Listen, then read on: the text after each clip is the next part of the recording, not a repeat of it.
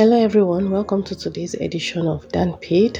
Today's topic was inspired by a post I saw on Instagram where a comment was made on a post that was made by a journalist where he had asked a question that when is the right time to stop breastfeeding, and the person commented and responded and said 9 months, because anything after that isn't nourishing but snacks to them.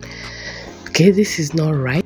So I tried to respond and correct the person, and the person said a pediatrician told her 6 or 9 months max. That's at most 6 or 9 months. And I said no, it's not possible. Probably she did not understand what her pediatrician was trying to say, and most likely the pediatrician was still talking to her about exclusive breastfeeding, which is 6 months max. Not even 9 months, it's 6 months, and then you start complementary feeding. So today's topic, we'll be talking about optimal breastfeeding. Breastfeeding is the ideal way to provide infants with the nutrients they need for healthy growth and development. There are 3 key components of optimal breastfeeding. The first is early initiation of breastfeeding within the first hour after birth. So it is expected that the newborn is put to breast immediately after birth, especially within the first 1 hour, if there are no complications or no contraindications to such. Second is exclusive breastfeeding until 6 months of age. So what this means is that you give only breast milk for the first 6 months of life. No water, no other foods, no any other thing. So just breast milk. The breast milk contains 87% of water. Because I know some mothers and some worries are the baby is thirsty, won't the baby take water and all that. No, God has done it complete, such that the breast milk contains 87% of water. So breast milk only in the first 6 months of life is adequate, and there is no need to add water or any other thing, except for some instances, maybe whether there's prescription drugs or there's supplements prescribed by the doctor, then this can be given. But any other thing outside what the pediatrician or the doctor has told you to give, you give only breast milk.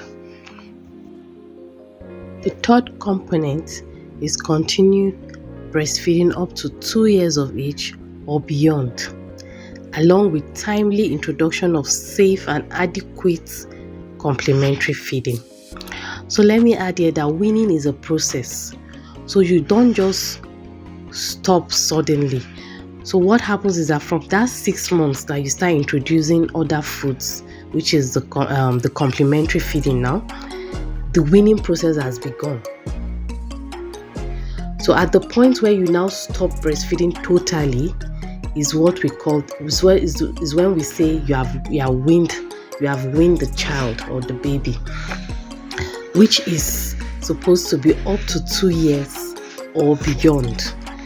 And we need to ensure that the complementary feeds being introduced are safe and are nutritious. They are safe and nutritious for the baby.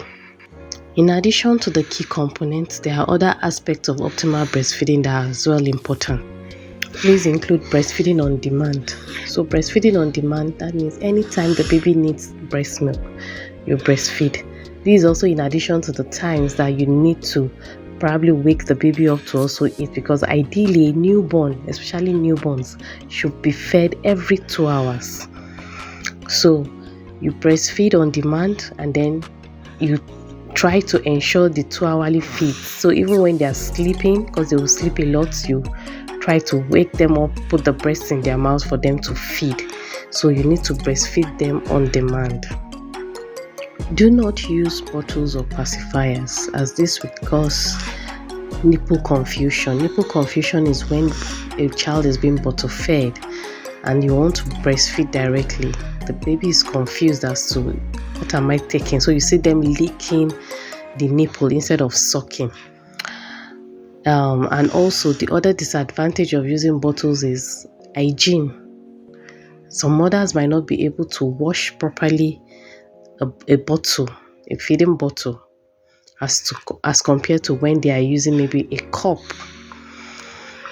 Ensuring adequate milk production through frequent breastfeeding and adequate healthy diet for the mother. So the more you put your baby to breast, the more the milk production increases. So there's a signal from the breast to the brain for the brain to cause milk letdown. So there will be increased production of breast milk. And then the diet of the mother in this case too is very important, because the mother will definitely give what she has.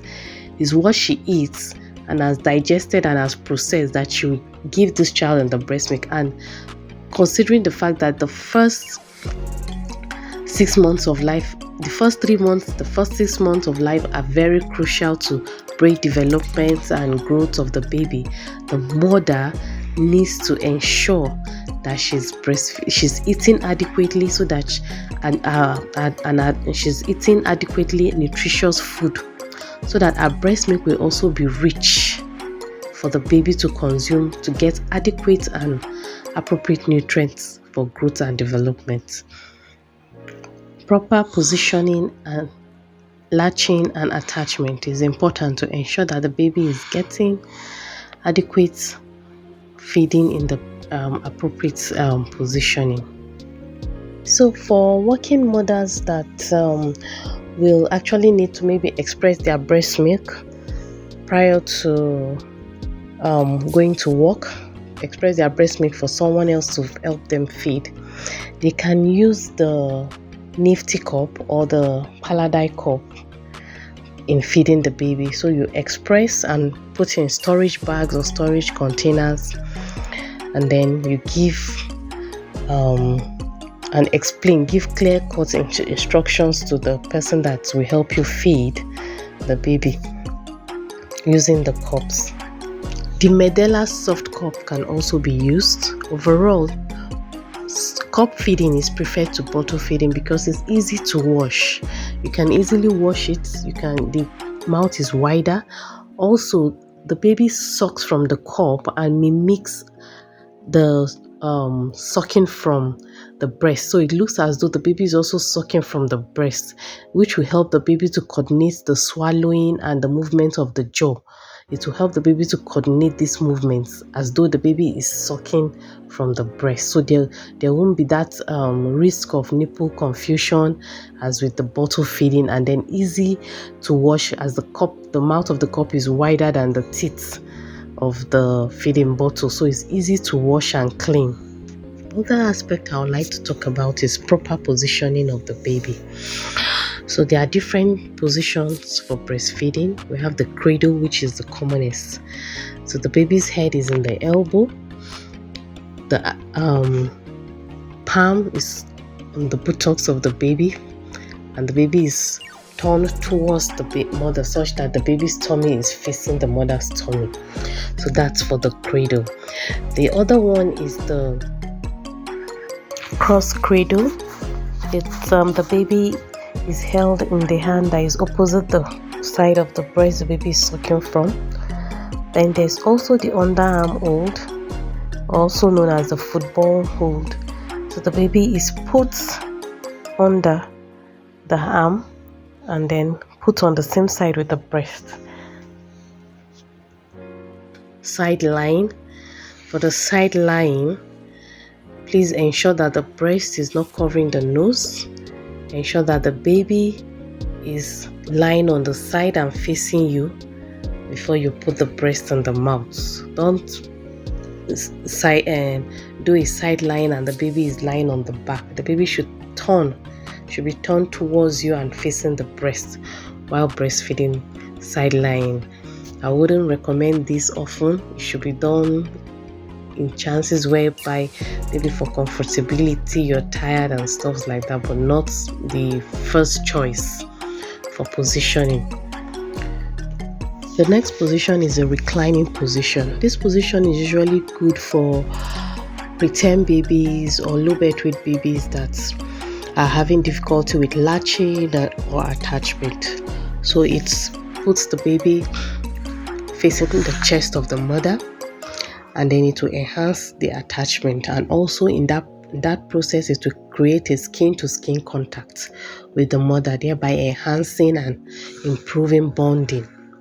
So it will improve the attachment, improve bonding with the mother, and create warmth because of the skin-to-skin attachment that is depicted as seen in the picture. So there will be a skin-to-skin contact, and then there will be warming of the baby, increased warmth on the baby, and bonding is also increased, and the attachment is also improved.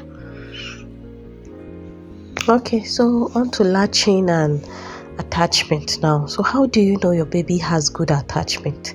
The mouth will be wide open, the chin of the baby will touch the breast, and then you see that when the mouth is wide open, almost all of the areola, that's the dark part of the breast, is in the baby's mouth.